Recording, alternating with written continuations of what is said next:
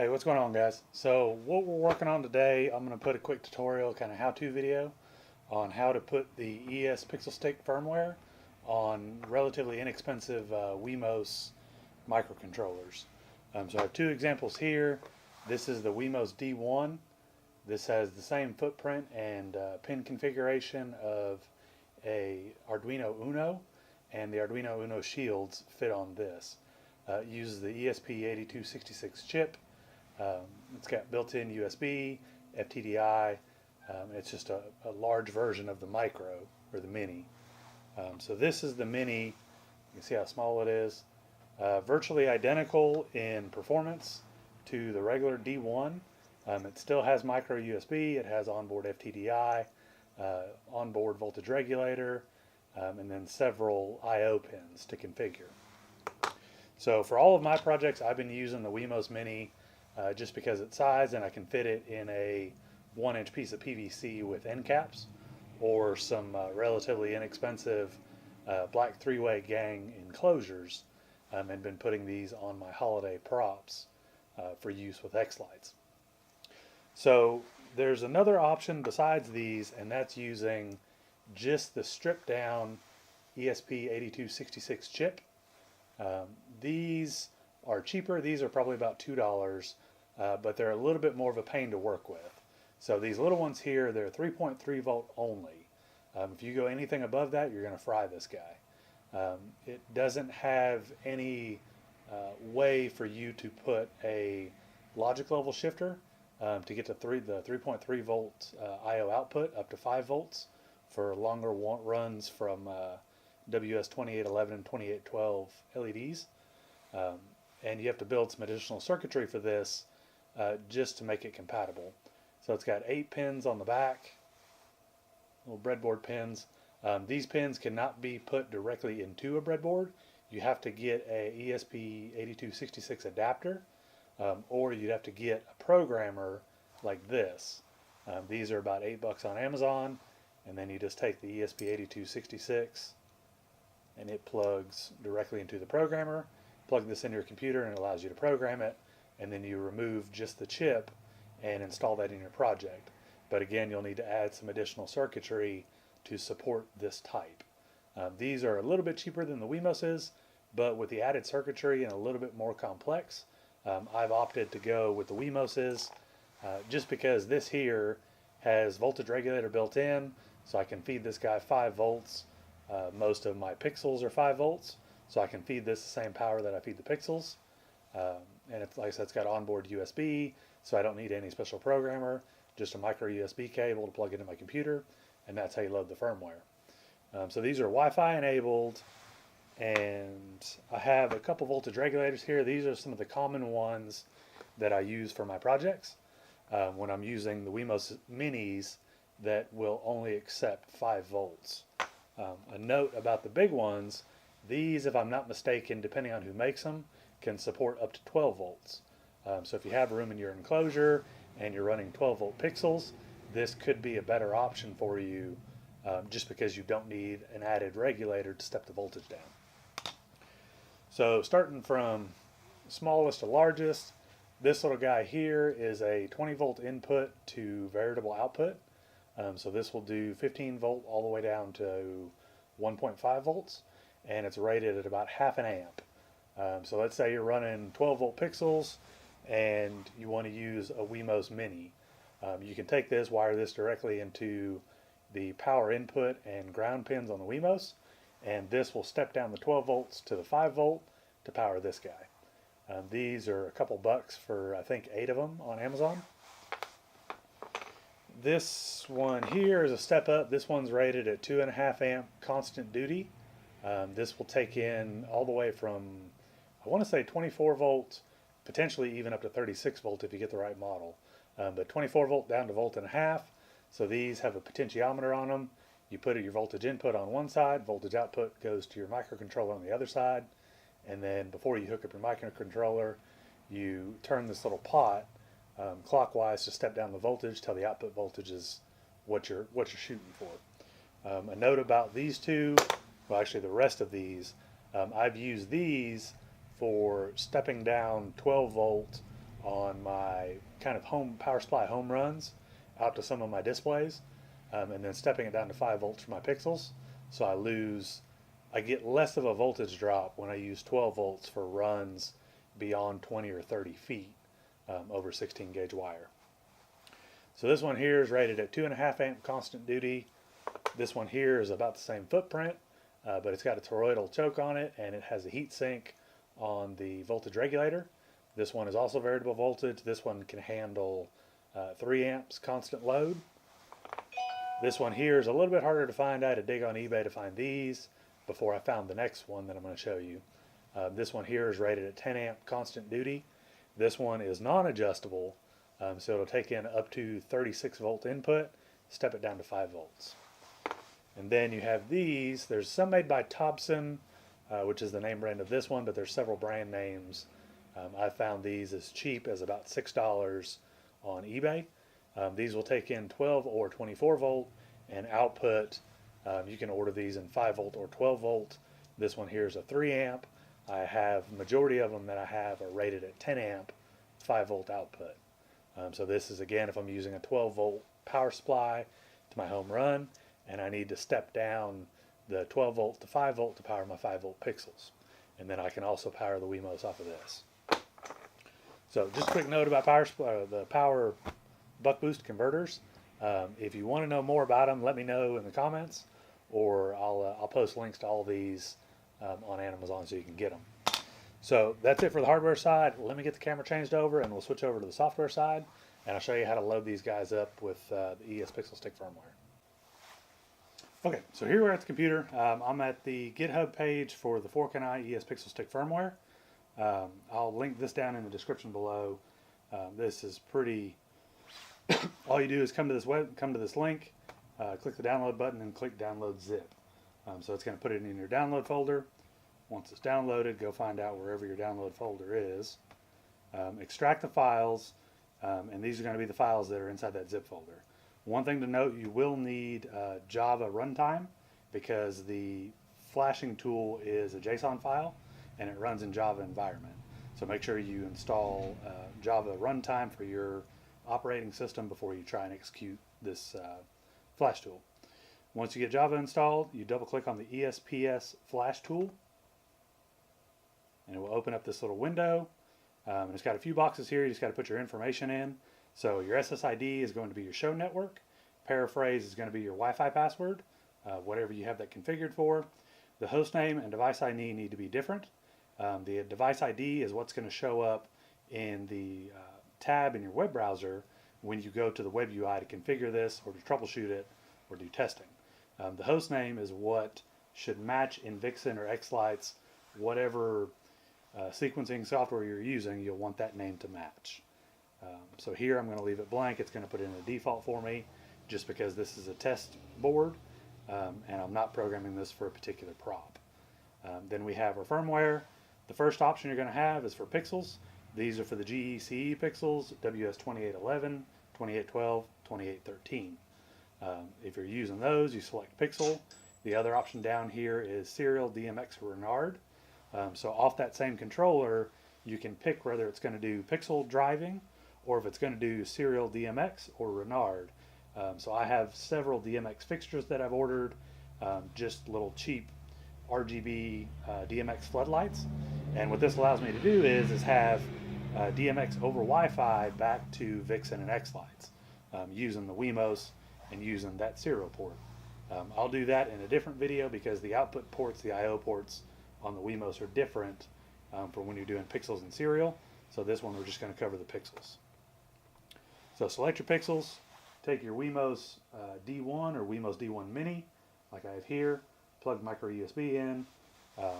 One thing to note on a lot of these, you'll have to jumper over the ground and D3. So they'll be clearly labeled on the board. Let me get that to focus. So when you jump ground to D3, that puts it into firmware programming mode, which you'll a lot of the times need to do for most of the Wemoses that you're going to buy off Amazon and eBay. I've only had one batch, and I can't remember who the manufacturer was, that didn't need this jumper to program it. So jumper over ground to D3, and then you're going to push the reset button on the side. The little LED will flash once. If the LED does not light up, that tells you that it's in firmware loading mode. So we come over here to our serial port. Mine is on COM port 4 using the CH340, which is the FTDI chip on this particular Wemos. And then just hit upload. So you'll see the blue LED start flashing relatively quickly, and then you'll see the progress bar down here. It'll say uploading, and then it'll start giving you percentages. So it takes about a minute to flash the firmware in.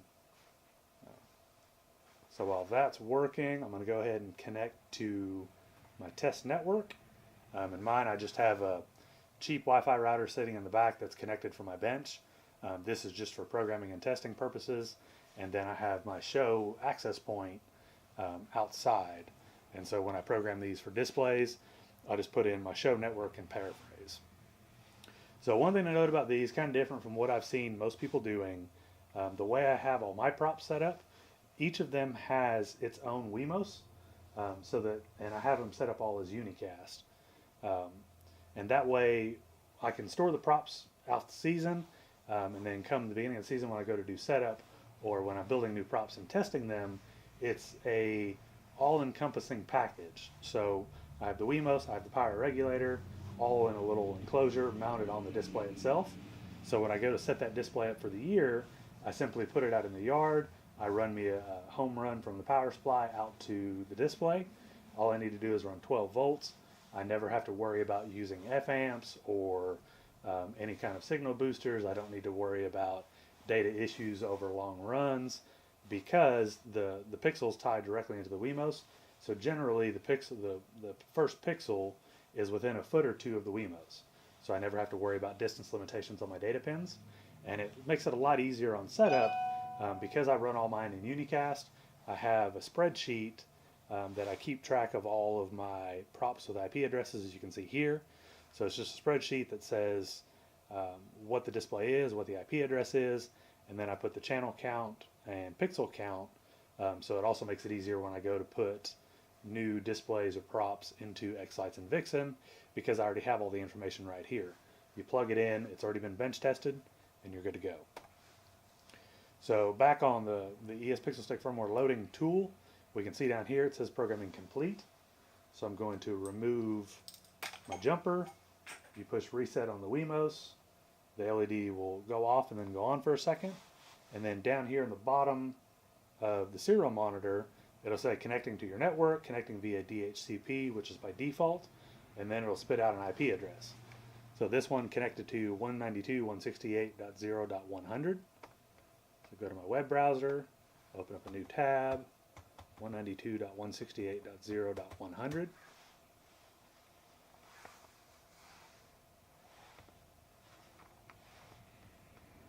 Connected to the right network.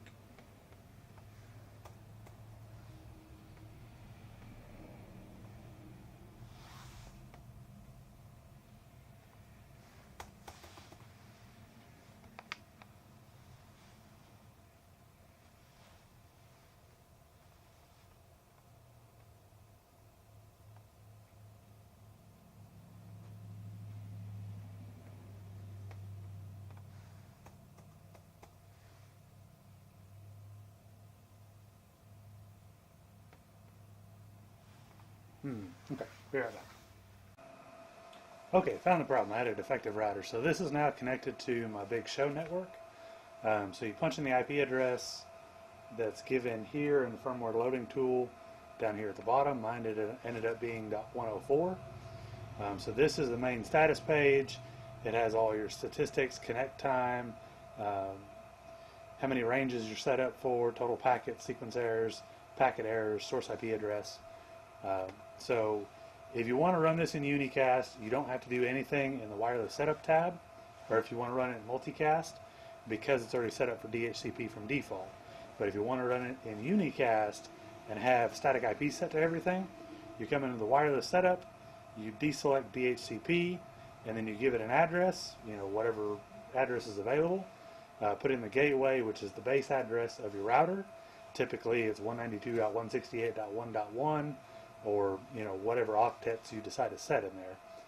Once you change all the network configuration to the way you want it, you click Save Changes.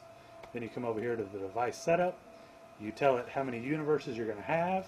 You tell it the start channel that you're going to start with, and the universe boundary. So by default, this is set to 512. Myself, as well as a lot of other people that I've read, they set that to 510, and also set X-Lights to 510. Then you come in here with your pixel count. You tell it your total number of pixels. You select if they're GE or if they're 2811, 2812s, and you select your color order, whether it's RGB, GRB, BRG. It's going to be, I think most of my pixels, or all of them, are RGB, and just about all of my strips are GRB. And then you have gamma correction selected by default, so go ahead and leave that the way it is. And then you can come over here to the testing tab, and then you can select static and then pick a color, or you can select chase, rainbow, whatever you want to test whatever prop you're putting it on. This is good for preliminary testing. When you build the prop in your garage and you hook the Wemos up to it, you hook your power up, you can fine-tune your pixel number, your pixel count, so your pixel count is correct. That way you can calculate your channels correctly, and you'll need that information when you go to put it into X-Lights. And this just allows you to turn everything to a static color. You can see it all lights up. Since I use 5-volt pixels, I have to use power injection. So when I build a new display, I set it to static and I set it to white, and that's the easiest way to tell where you need power injection. If 90% of it's clean white or kind of a bluish white color, and then it starts fading to pink, you know you need power injection in that area. So I do my power injection per model because my models are self-contained, or my props are self-contained to where they have their own voltage regulators, they have their own controllers, and all I have to do is apply power. I do all my power injection in the beginning when I build it. That way I don't have to worry about it later on, or having to turn down my brightness or do all those kind of weird things. Another neat feature in this testing mode tab is what they call view stream. So this is viewing what would be coming out of X-Lights through the controller and out to the pixels. So you'll see the raw data in color and number of what it's coming out of X-Lights. And then you can select either RGB to select color, or you can see the channels, and then you'll see all of your output channels. So if your prop isn't acting right for some reason, you can come in here and figure out why. And this interface is available to you, when it's running X-Lights or whatever. Even running a show, you can log in here and go to your home page and see the statistics.